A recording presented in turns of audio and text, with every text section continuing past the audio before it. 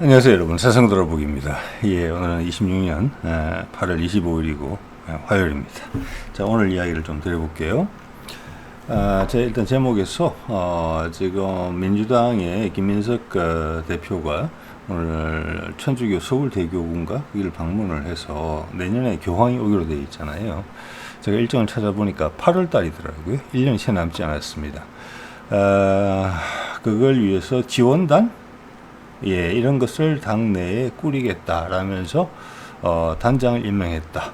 이런 이야기를 했어요. 그래서 일단 보도의 분위기는 천주교 내부의 일인데, 천주교도 있고 사실은 뭐 개신교도 있고 불교도 있는데 별스럽게 민주당이 나서냐, 새로 대표가 되자마자 이것이 시사하는 바가 상당히 크다. 예, 이 과정이 여러분한테 다 소개를 드렸지만 우리 언론에서 아마 그 맥락을 주목하지는 않고 있는 것 같아요. 근데 저한테는 많은 걸 시사해요. 이것은 뭐냐면 북미 종전의 바람은 본격적으로 불었고 이제 9월이 넘어가면 이제 조만간 시작될 거고, 그 첫 번째는 우리 쪽에서의 어떤 투자, 미국과 손을 잡고 하는 투자, 산자부 김정관 장관이 우리가 미국에 투자하기로 한 거에 첫 번째 일이 발생한다라고 말한 거, 그리고 그 시점에 있어서 미국과 공감대가 형성되어 있다는 부분, 그 공감대가 뭘까? 뭘 위한 공감대인가? 그게 목적이 있다는 거잖아요. 자, 그게 저는 북미 종전으로 가는 어떤 빌드업의 시작이다고 보고, 이게 어떻게 진행되고 어떻게 마무리가 될 건지는 정말 상상의 영역에 있는데, 그 중에 하나 실마리를 제공하는 게 내년도 8월에 교황의 방문이고, 이 교황이 방문이 있기 전에 한국에 있던 대주교인가, 한국에서 하여튼 교황 정세를 높은 사람이 지난 여름에 한국에 왔을 때 이재명과 면담을 했죠. 제가 보기에는 이재명의 요청으로. 그때 대주교가 이렇게 이야기합니다. 명지 호칭이 호칭이 좀 다를 수는 있어요. 틀렸다면 좀 죄송하고요. 유형식 추기경이네. 추기경. 예. 안 그래도 교황이랑 이야기를 많이 하고 있다. 다음에 교황이 올 때, 즉 세계 청소년 대회 2027년에 올 때 교황과 이재명과 김정은이 같이 사진을 찍는 모습이 연출됐으면 좋겠다. 그러면 남한을 이야기하는 거라고 일단 봐야 되는 것 같거든요. 행사의 주체가 남한이니까. 어쨌거나 그런 이야기를 하고, 지난번에 유럽에 갔을 때 교황청을 들렀고 환대를 받았고, 그 분위기는 계속 이어지면서 더 강화됐어요. 그러면서 이번에 이제 김민석이라는 판을, 민주당을 어느 정도 주도권을 이재명이 확보를 하면서 본격적인 판 깔기에 들어갔다. 그래서 여기에서 이제 이재명이 일단은 중임을 전제로 한 개헌을 이야기를 했지만, 실제적으로는 북한을 하고의 새로운 형태를 구성하기 위한, 단지 두 국가 체제를 유지하는 그런 게 아니, 그보다 더 훨씬 많이 나간 그런 것을 설정하기 위한 부분이다. 개헌이라는 게 그 정도 보관을 갖고 이야기했다. 예, 그래서 이 지금 북미 종전이라는 그림은 당장 9월 달에 시작을 해서 1년 정도 이상 지속되는 그림으로 생각되어진다. 뭐 내년 8월 달에 가서 결론이 나지는 않겠지만, 예, 그때는 거의 종지부를 찍는 분위기가 형성될 수 있다. 그 사이에는 되게 경제적인 빌드업이 많이 될 것 같다. 트럼프의 11월 3일 중간 선거에서 큰 도움이 될 정도로, 이제는 계속 놀라운 일만, 좋은 일만 생겨야 되는 거거든요. 자, 그런 큰 그림을 완성하는 데 도움이 됐다. 오늘 김민석의 천주교 서울대교구 방문은. 자, 그에 저음해서 가톨릭에 대한 이야기를 전반적으로 조금 해보려고 해요. 자, 모든 게 여러분 이렇잖아요. 제가 오늘 청유중한테 비판적인 이야기도 할 거예요. 그렇지만 어떤 상황에서 어떻게 바뀌느냐, 변신하느냐, 이것은 천주교의 교황이 명령한다고 바뀌는 게 아닙니다. 옛날에 왕이 이야기한다고 다 바뀐다. 그것은 우리한테 잘못된 역사 교육의 산물입니다. 양의 기운이 강했던 세상에 왕이 모든 것이고 백성은 무조건 따른다라는 전제가 있었어요. 그걸 우리는 이제 독재 이런 식으로 또 군인 정치 이런 걸 해왔기 때문에 명령책에 잘 부합되기 때문에 그 점을 계속 부각시켰어요. 근데 여러분 한번 생각해 봅시다. 운동을 좋아하던 전두환이 대통령이 됐고, 일단 박정희 때와는 달리 민심의 부담이 상당히 컸어요. 군사 쿠데타라는 부분에서. 그래서 그때 뭐 3S 이러면서 시작한 것 중에 하나가 프로 스포츠를 시작을 했고, 그 중에 지금 현재 국내에서 제일 인기, 프로 축구도 그때 생겼어요. 프로 야구도 생겼고. 그러면 그걸 어떻게 해석해야 될까 이런 생각해 보신 적 있으세요? 아니, 그 못된 놈이 만든 스포츠인데 우리 국민들은 바보같이 그걸 좋아하게 됐다. 그러면 그것을 뭐랄까, 전두환이 잘한 짓이다, 이렇게 이야기해야 되는 거냐? 마땅히 있었어야 될 것인데 전두환이 그걸 만들어줬고, 그리고 또 한편으로 만들어졌다 생각할 수도 있는 것이고, 또 한편으로는 국민이 무지해서 전두환이 그래 떠진 떡밥을 그냥 우리가 잘 받아 먹었다, 이렇게 생각할 수도 있다. 그건 극단적인 생각이에요. 양쪽 다. 진실은 뭐냐면은, 이게 우리나라 역사학계나 앞으로 어미 중심이 되는 세상에서는 우리가 많이 고민해야 되는 부분이에요. 그리고 그것이 과학적이고 실제적이고 현실적이에요. 외국 사람들이 우리 한국을 보고 놀라는 이유 중에 하나가 다이내믹하다. 자, 지금은 누구 말 맞다나 2차 세계대전 끝나고 한국전쟁 끝나고 외국의 원조를 먹고 살던 나라가 이제는 문화상품 전 세계 수출한다. 전 세계가 한국을 따라하려고 한다. 미국 물건이 촌스러워 보인다. 이제는 미국 사람들 화장이 촌스러워 보인다. 백인이 그냥 촌스러워 보인다. 그게 한 70년 만에 발생한 일이잖아요. 이게 다이내믹의 상징이죠. 그럼 그 다이내믹이 모든 걸 이 상층부가 지도부가 땡겨갔기 때문에 된 겁니까? 아니에요. 그것은 우리가 형식으로서 그냥 꽃갈 하나 쓰고 있는 거예요. 시집갈 때는, 결혼할 때는 사모관대 쓰고 뭐 연지 꼰지도 바르고 옷은 입지만, 일할 때는 작업복도 입지요. 우리 사람은 아니에요. 이게 끝에 화장하고 쓰고 이런 것은 형식상 갖춰야 되는 거기 때문에 우리 지도부를 우리가 인정하는 거죠. 물론 그게 희생도 따르기도 합니다만, 궁극적으로는 지도부와 피지배층 이와 사이에, 특히나 우리나라의 다이내믹은 거기서 찾아야 돼요. 계속 강력한 파워게임을 계속 하고 있다는 거예요. 그러면은 전두환이 했던 프로야구 대표적으로 그게 이해가 되는 거예요. 마침 했네? 결국은 전두환이 압박에 밀려서 그걸 한 거고, 우리는 그 프로야구를 좋아하게 됐고, 되게 발전시켰고, 한국 사람들의 정서에 부합하게 개발시켰어요. 그렇다고 해서 거기에 대해서 우리가 전두환한테 고맙다고 했습니까? 천만의 말씀. 이거예요. 결국에는 압박에 밀리게 해석할 수 있다는 거죠. 국민들의 압박에 밀린 전두환이 뭔가를 뱉어냈는데 그중에 쓸만한 게 있었고, 우리는 취사선택했다. 그 결정은 엘리트들이 하는 거니까. 그렇지만 그 분위기 우리가 만들었고, 어떻게 수용할지를 우리가 결정했다. 천주교도 그게 보여요. 종교도 다 그래요. 사람 간의 관계도 다 그래요. 예, 자, 그런 면을 한번 들여다볼 수 있겠다. 그래서 천주교가 어떻게 들어왔으며, 어떻게 처신했으며, 지금 어떻게 새로운 기회를 또 막고 있는지 하기 나름이다. 이게 개신교도 유념해서 봐야 될 거고, 불교는 상당히 적극적으로 움직이는 부분이 이미 있죠. 볼게요. 그 흐름을 알아야 되는 것입니다. 그래서 좋은 후배를 길러내야 되는 거죠. 네. 자, 이겁니다. 당에서 세계청년대회 지원단을 구성했다. 라면서 단장, 이걸 좀 깜짝 놀랐다. 이런 식으로 표현했는데, 이건 언론의 표현이고, 서울대교구는 알고 있었을 거라고 생각을 합니다. 이거는 오히려 이제 다른 종교단체에서 보기 불편한 거죠. 왜 천주교한테만 저러는데? 자, 그러면은, 지금의 지도국인 국가들, 주도국에서 향후 이제 그 등급이 많이 내려가겠죠. 다극화 세상이 되면서. 거기서 파급력이 가장 센 종교가 천주교이기 때문에 그런 부분이 분명히 있어요.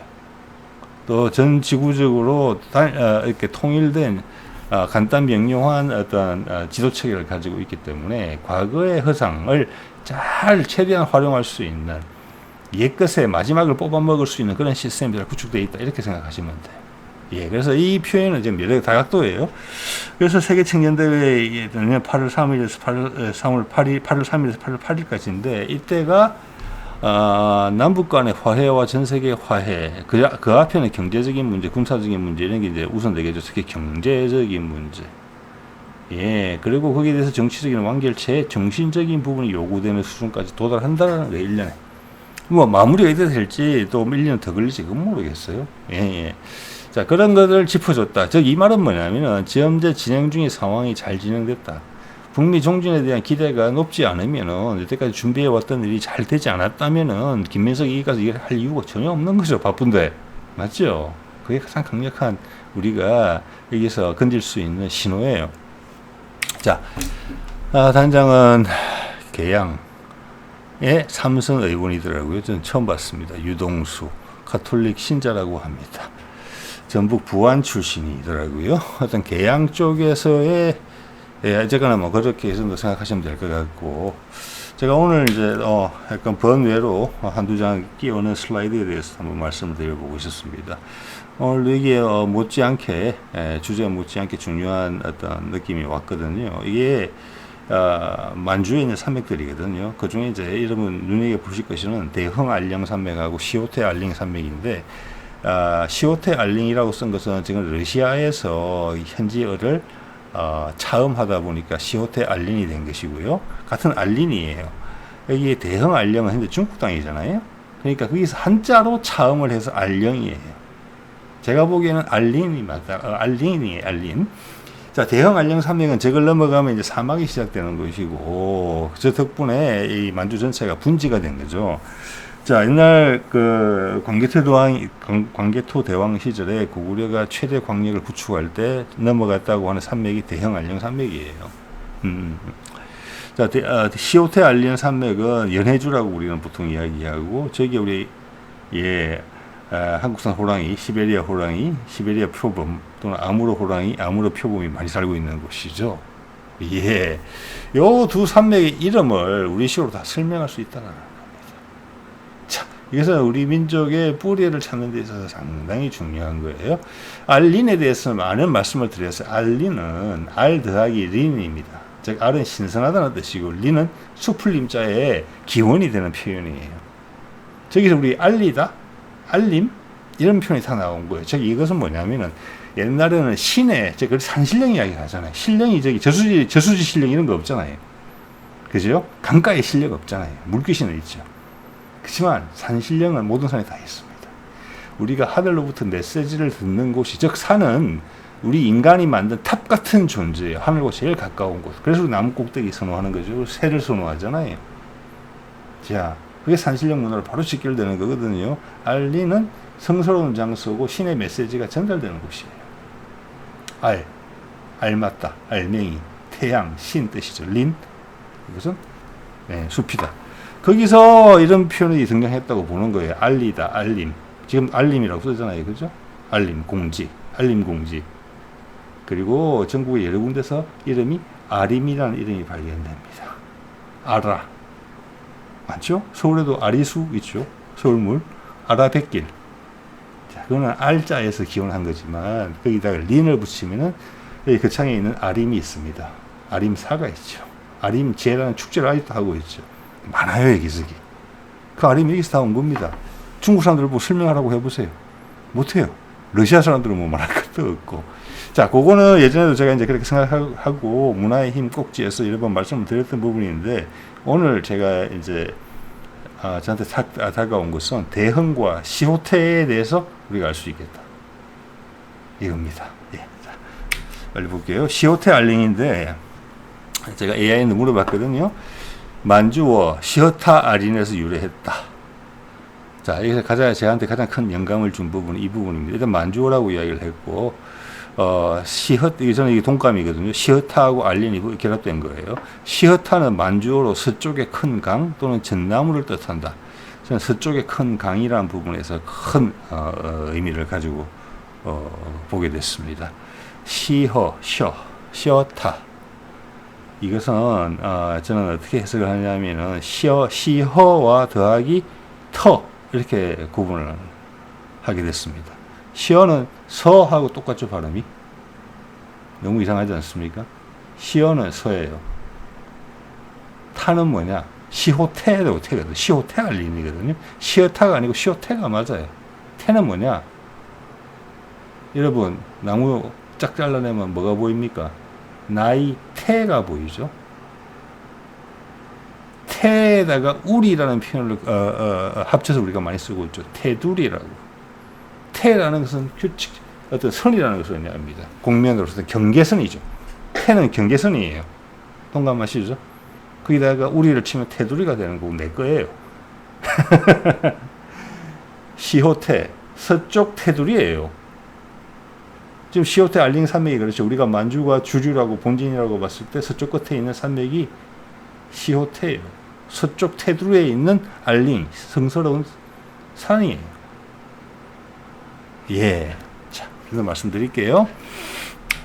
그 다음 태흥알린이라고 했는데 이거 보면은 같은 AI도 물론 정보 자기들이 뭐 생각해서 하는 얘기는 아니잖아요. 여기 보면은 뭐라고 되어 있냐면은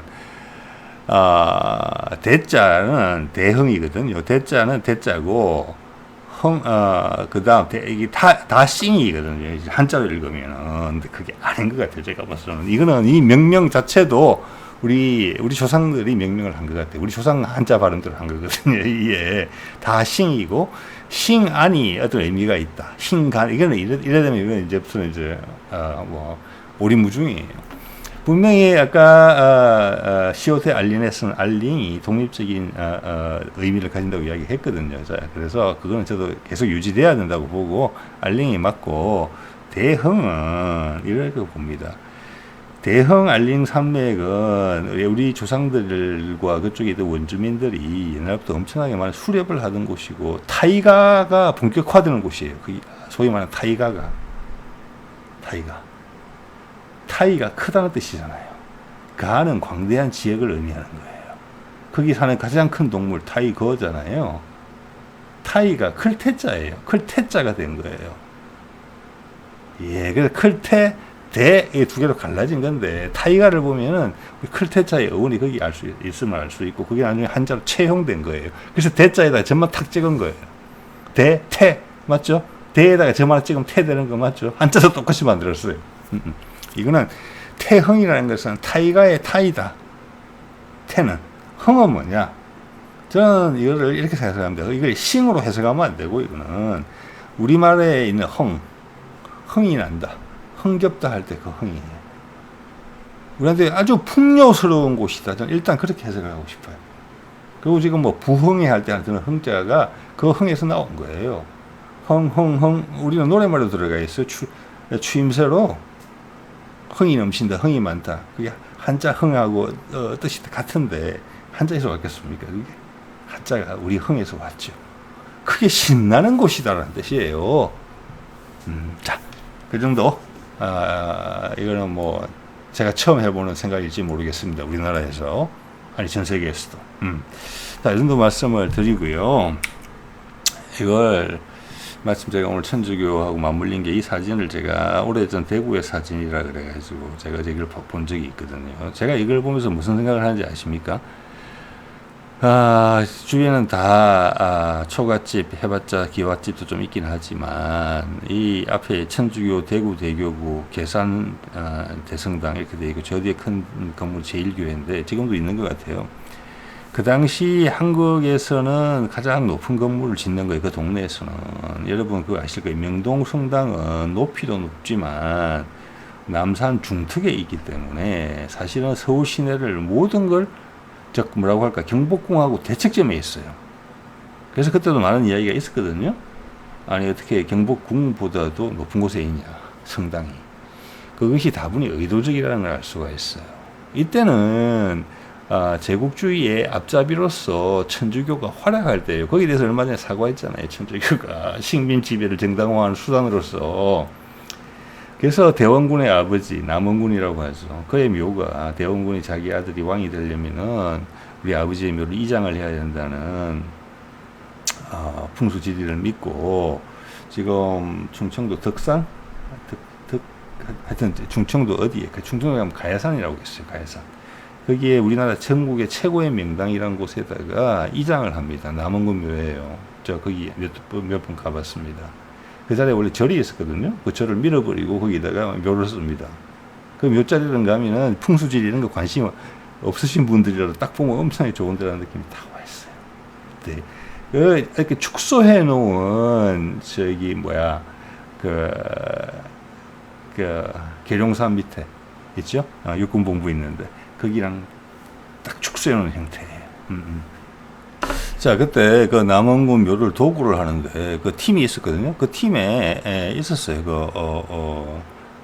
천주교 목사가, 신부가. 그래서 그때 그들의 목적은 남원군의 시신을 꺼내서 그걸 가지고 대원군과 협상을 하려고 했던 거죠. 자, 그렇기 때문에 당시에 이런 건물들을 그대로 지은 것은 그들이 식민지화하려는 밥으로 생각하고 있는 조선이라는 사람들한테 그들의 위세를 보여주는 그런 효과를 톡톡히 노리기 위해서 일부러 더 신경을 써서 지었다.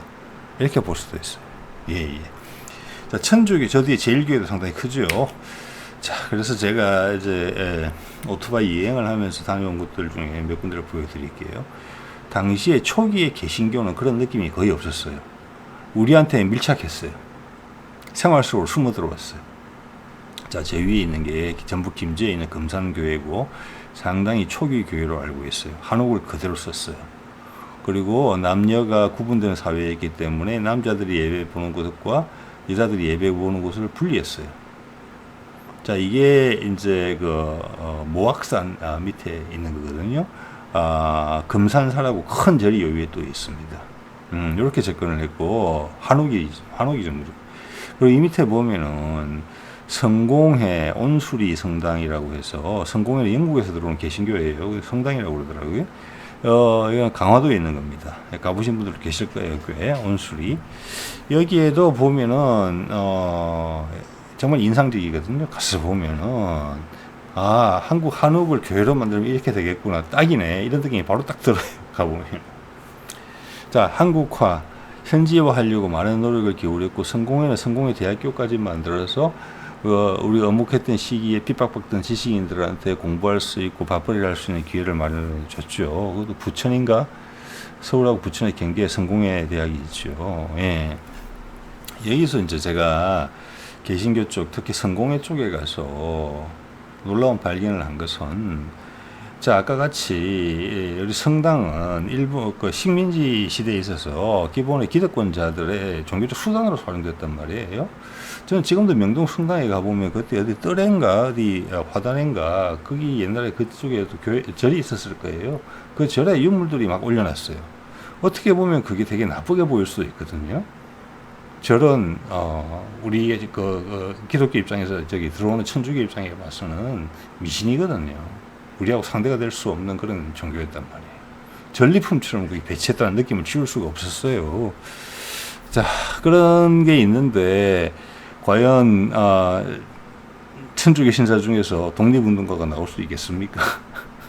예? 그 36인인가 우리 독립선언에 참가했던 각 사회 종교단체를 대표했거든요. 그 천주교 없어요. 개신교는 있었어요. 예. 그래서 성공회 온수리 성당에 가보면은 일단은 제가 본 바에 국한해서 말씀드리는 거예요. 여기 가면은 어떤 기념비 같은 게 뒤뜰에 여기 사진 오른쪽 뜰에 좀 몇 개 있는데 그 중에 하나 보면은 이 절의 교인, 죄송합니다. 이 교회의 교인으로서 독립운동을 한 사람을 기리는 조그만 재단이 있어요. 이게 천지차이에요. 천주교. 근데 지금은 이제 천주교의 위상은 또 많이 다르죠. 그래서 이런 게 이제 부침이라는 것이고, 그들이 초기에 처음 새로운 마음을 먹고 왔고, 그걸로서 우리한테 승부를 걸었고, 거기서 이제 티격태격 왔다 갔다 하고 세상이 계속 바뀌면서 계속 변신을 하는 거죠. 우리 인생처럼. 그래서 자리를 잡아가는 겁니다. 자, 이거 볼까요? 예전에도 한번 소개를 드린 건데, 보니까 천주교 신자 중에서 더 모르는 분들이 많으신 것 같아요. 이게 2019년에 나온 것이고, 이때가 이제 3.1운동 100주년 기념이라 한국과 일본의 천주교가 100년 만에 사과를 했다. 이건 뭐 쉽게 말하면 그거예요. 우리가 이제 식민지 지배를 정당화하는 그 기수로서 활약했다는 거예요. 그걸 이제 제가 우리 시각적으로도 다 구분이 된다는 거예요. 자, 그래서 이제 천주교가 그 뒤에 정의사제 구현단인가? 정의구현사제단.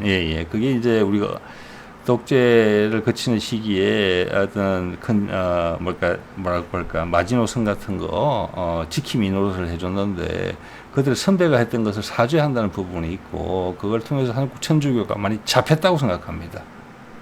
그렇죠. 그러면서 바뀌어가는 거예요. 자, 그런 것은 어떤 천주교인 스스로의 사제들 사이에 어떤, 인식이라는 것도 있었고, 세상이 요구하는 바에 부응해야 된다는 어떤 밖에서의 압박도 있었을 것 같아요. 자, 밀리다 봤을 때 상당히 그 뭐라고 할까 진부화된 개신교에 비해서 그나마 순수함을 유지하고 있던 천주교에서 거기에 대해서 대응을 했고 그 기회를 이어받았다 이렇게까지 볼 수도 있는 거예요. 그렇죠? 우리 인간이 인생에서도 한 매 순간이 중요할 때가 많잖아요. 그죠?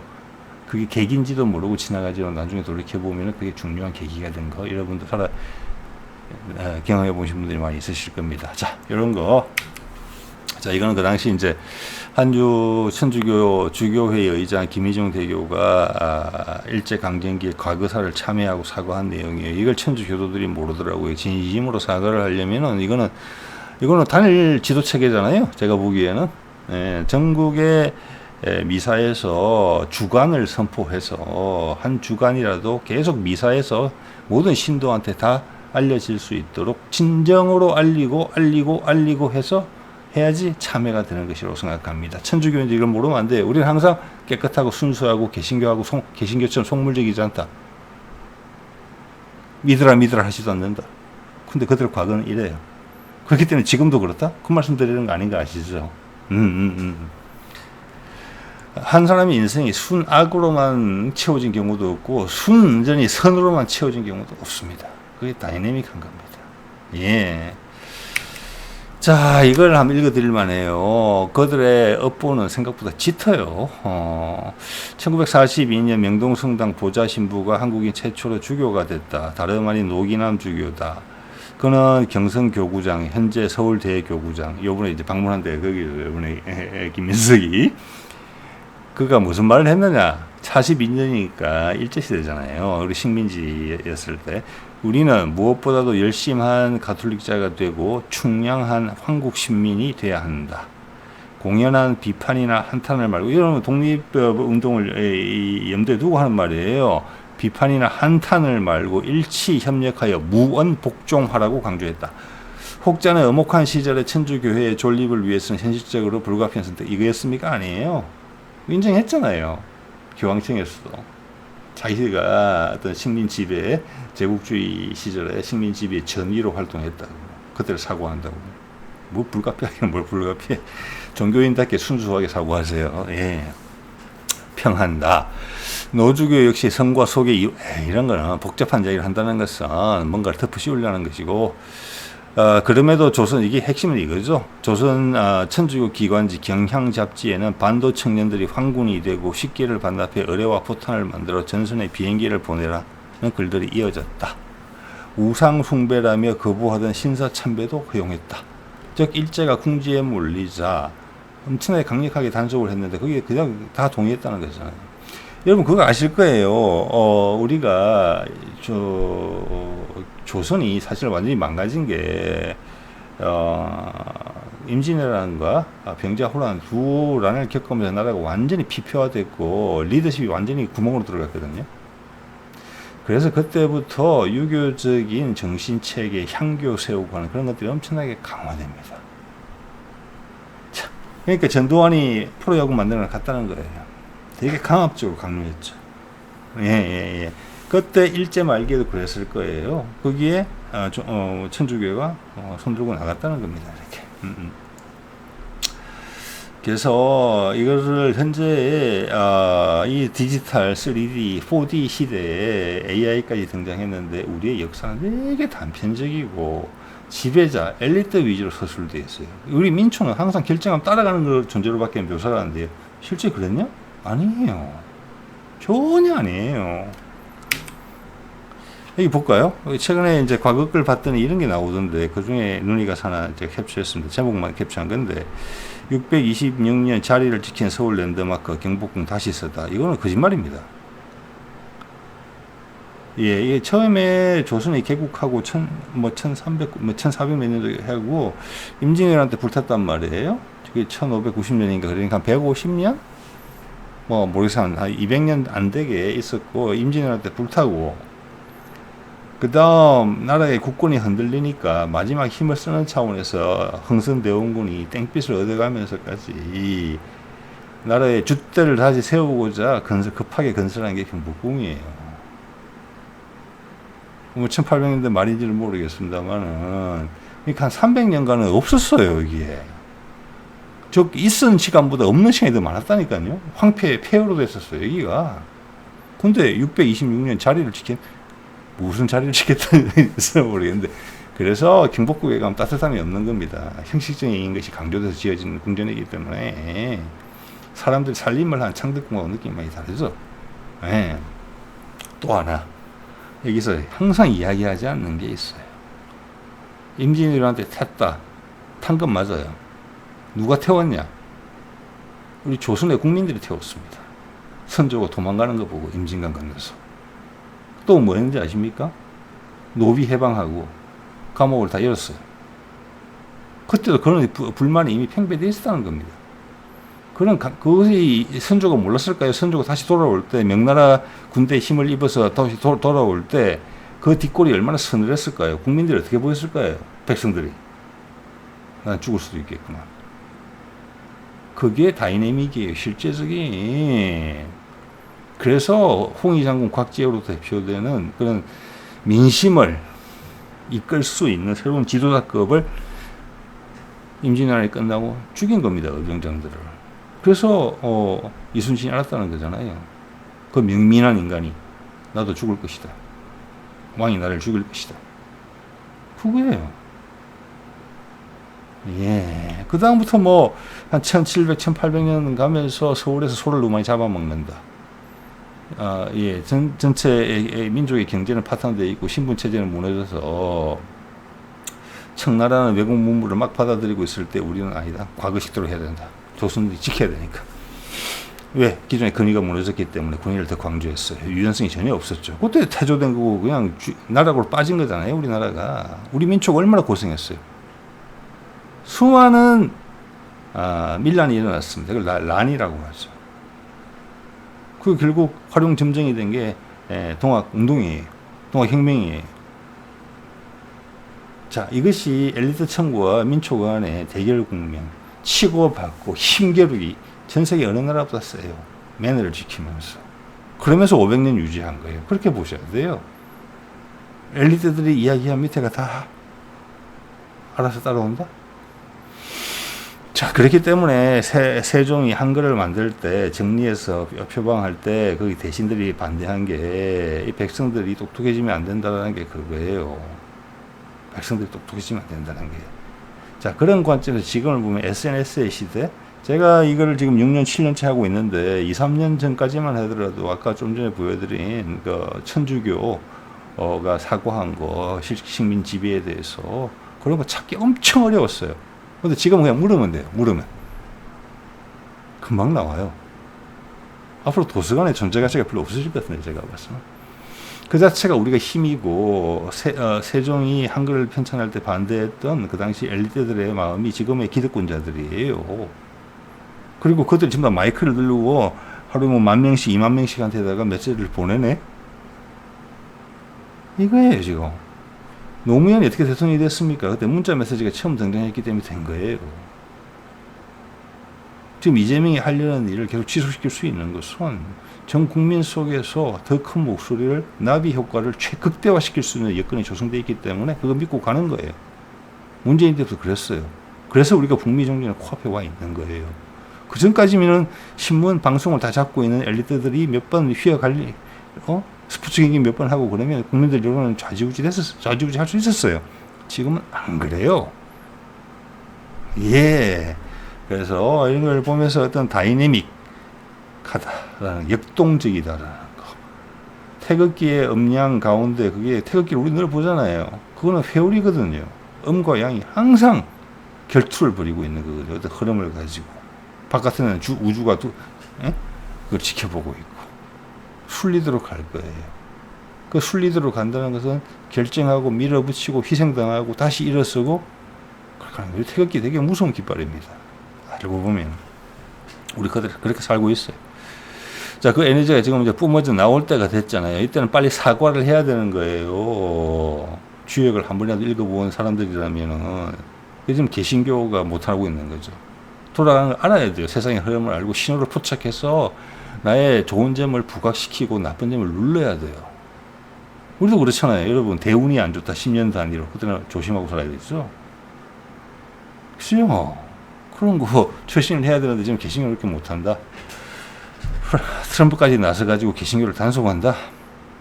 천주교는 방향 전환의 계기를 맞았고 불교는 적극적으로 움직이고 있다. 이런 거예요. 개신교는 큰일 났어요. 예. 이거죠. 작년이네요. 벌써. 예. 작년 7월 7일이네요. 아까 제가 앞에서는 금년 여름이라고 말했던 것 같은데 수정해야 되겠습니다. 그때 유흥식 추기경이, 이 사람은 이제 교황청에 있는 사람이고 이때 휴가로 한국에 왔었는데 그걸 제가 봤을 때는 이재명이 불렀다고 봅니다. 그래서 그때 유흥식하고 비공개 이야기도 했지만 공개 석상에서 이 정도까지 이야기를 들을 수 있었어요. 교황이 내년에 오기로 돼 있는데 그때 이재명, 김정은하고 교황이 같이 사진 찍었으면 좋겠다. 잘해보자라고 분위기 되게 좋았고 방한 전에 이재명이 교황청을 방문해줬으면 좋겠다. 그게 금년에 발생했죠. 유럽 갈 때 교황청에서 여기서 이 분위기를 밟고 일어서서 한 단계 더 발전한 분위기를 만들었고 이번에 김민석이 다시 이 교황 방문에 대해서 당 차원에서 준비를 하겠다. 1년 전에 이렇게 이야기를 했기 때문에 이 분위기는 잘 가고 있다.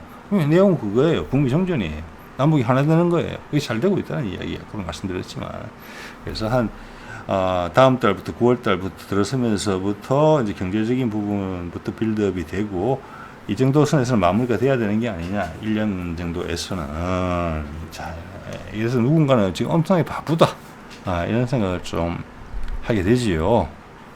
그때도 한번 말씀을 드렸지만 이재명이 들어오면서 안보실에 3차장을 만들었고 3차장을 바티칸의 교황청의 대사 출신의 여성을 임명했었어요.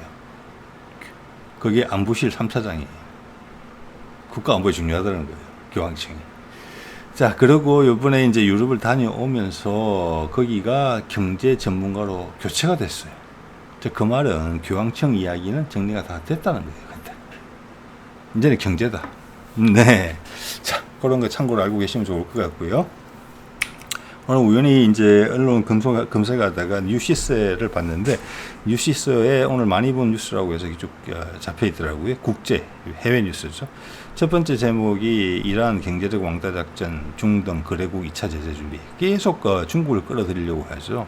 이거는 별 실체가 없는 거죠. 두 번째 이란 한국 잔금 상선 선박 등 45조 고르무즈 규정 위반 블랙리스트. 그래서 긴장을 고조시키고 싶어 하는 게 지금 뉴시스의 의도라는 걸 알 수가 있어요. 자, 세 번째도 마찬가지. 속보까지 처리해서 미국, 이란 거래국들 중단 아니면 제재. 시한은 제시 안 해. 여기 중국, 러시아를 계속 끌고 들어가고 싶어 한다는 거예요, 지금. 근데 과연 이게 분위기냐? 이거는 그냥 속아주는 거예요. 네? 이런 언론이 속는 것이 전문인 언론이 아니잖아요. 네. 여러분 판단해 보십시오. 제가 봐서 놀아나는 거죠.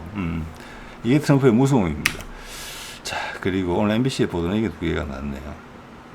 미국 이 나라 빚이 5경 5천조 원이고 금과 비트코인이 뛰고 AI 랠리는 흔들리고 있다. 지금 경제가 불안하다는 거죠. 금리까지 올리려는데 이 상황에서 그리고 국채 지금 수익률, 국채 지금 이자율도 엄청나게 높다. 국채 잘 안 팔린다는 거잖아요. 그리고 그 밑에 항상 누구를 깎아내릴 때 많이 쓰는 적나라적인 좀 적나라한 표현이죠.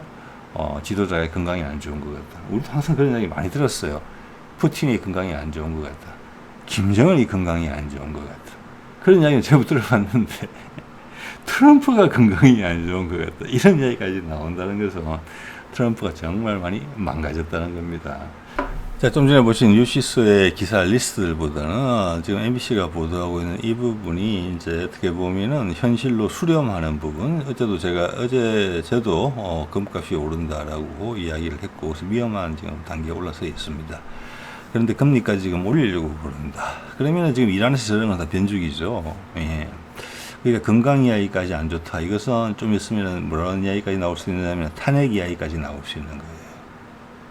자, 이런 것은 트럼프를 정적으로 생각하는 그룹에서는 11월 3일까지 어떤 빌드업이라고 볼 수도 있고 이것은 공화당 내부도 많이 포함되어 있을 거라고 봅니다. 사실 트럼프는 공화당 인사적인 느낌을 가지고 있지도 않아요. 그냥 공화당의 껍데기를 쓰고 있을 따름이에요. 정치적인 권력을 획득하기 위해서. 그래서 이거는 탄핵 이야기까지도 나올 수 있는 그런 빌드업이다 이렇게 봐집니다. 여러 가지 이유로 또는 트럼프 개인에 대한 압박일 수도 있어요. 근데 그거는 지금 오늘 김민석이 천주교 서울대교구 방문해가지고 내년 세계 청년대회 당 차원에서 준비하겠다. 그거랑 잘 이어서 생각해 보셔야 돼요. 그리고 김정관이 얼마 있을 전에 돌아와서 9월달부터 투자 발생시킨다 얘기가 나왔고, 게다가 또 중요한 것이 지금 여기 슬라이드를 넣지는 않았는데 광주에 지금 그 공항 자리에다가 500조 원가 뭐 넣어가지고 그 삼성이 공장 2개, SK가 공장 2개 짓는다는 이야기가 기본이었는데 여기 지금 그런 이야기 바로 나오고 있죠. 엊그제부터 나온 것 같은데 각 회사에서 2-3개 정도 더 지을 것 같다. 그래서 총 합이 9개 정도 될 것 같다. 그럼 거의 2배가 되는 거예요. 그런 얘기가 나온 이유가 뭐겠습니까? 수요가 그만큼 커진다는 거예요. 그거랑 오늘 김민석이 천주교 서울대교구가 사는 이야기랑 상관이 있다고 봐야 돼요. 우리 쪽에 사는 게 진짜 흐름하고 맞아요. 트럼프가 낙마할 것 같다? 한두 달 있다가? 총전선언은 꿈도 못 꾸는 소리고 그런 택도 없는 소리 하지 마라. 이런 게 아니라는 거예요, 지금. 그래서 제가 이야기한 대로 헌법 개정까지 들어간다는 게 북미 종전의 후속 작업이다. 한반도의 통일 과정을 가기 위한 어떤 판짝이다. 법률적인 많은 걸 시사해요. 지금 호남에 그 광주에다가 500조 투자해서 공장 2개씩 짓겠다고 한 이야기가 나온 게 지금 한 달여도 안 된 것 같은데 그 사이에 분위기의 진전이 있었다. 수요 예측을 상향시켜야 될 만한 일의 진전이 있었다. 그 일의 진전이 있었던 것은 그거죠. 예.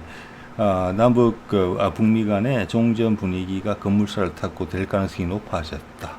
이게 이렇게 되면서 새로운 투자가 발생하면서 지금 나오는 AI나 뭐 피지컬 AI나 신재생 에너지 이쪽으로 불이 확 붙을 것 같다. 그리고 세계의 여러 가지 무역로가 뚫리면서 여러 가지, 그리고 세계 전체가 AI로 재편된다. 지금 생각하는 주요 시장뿐만이 아니라 예를 들어서 이란, 중동, 아프리카, 중앙아시아, 북한, 동남아시아, 남아메리카 지금 주요 시장으로 거론되지 않는 곳들에서도 AI에 대한 수요가 엄청나게 나오는 것으로 보인다. 거의 확정적이다. 라고 했기 때문에 2배에 가까운 투자를 한 달여 만에 다시 이야기한다고 봅니다. 그게 아니었으면 그런 이야기 할까요? 예. 자, 오늘은 이 정도 말씀을 드리도록 하겠습니다. 네.